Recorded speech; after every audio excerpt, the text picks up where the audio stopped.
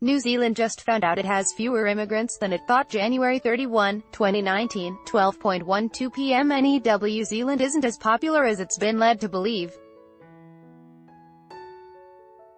The nation's immigration figures have been revised sharply lower after the statistics agency adopted new methodology, showing that net arrivals were about 45,000 fewer in the past 4 years than previously estimated.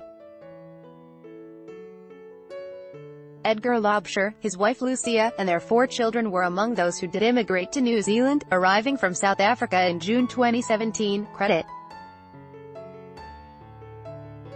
Lawrence Smith. The new methodology tracks people's actual movements across the border to determine their migrant status, rather than relying on intentions based on departure and arrival cards.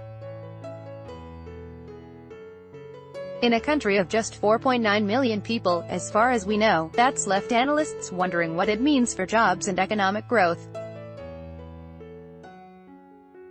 It could be significant. Fewer migrants means pressure on the property market isn't as heavy as expected, while gauges of productivity and economic growth per capita will need to be revised higher.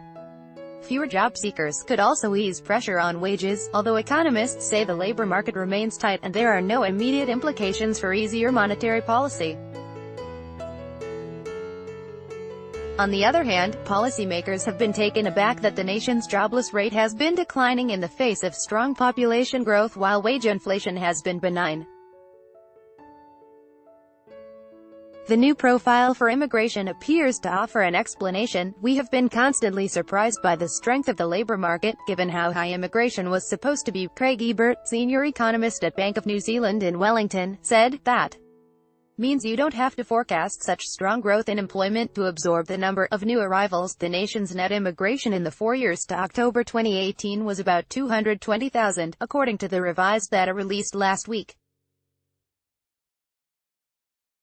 Annual arrivals have been falling steadily from a revised peak of almost 64,000 in mid-2016. Statistics New Zealand expects to make some changes and revisions to fourth-quarter population estimates due in mid-February, labor market analyst Katie Oberson said in an emailed response to questions.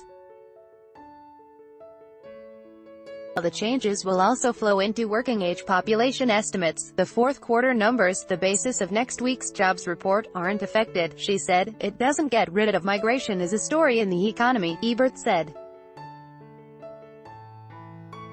"It's hard to see the unemployment rate jerking up because that's not what we are hearing from companies, who see the market getting tighter if anything." Bloomberg.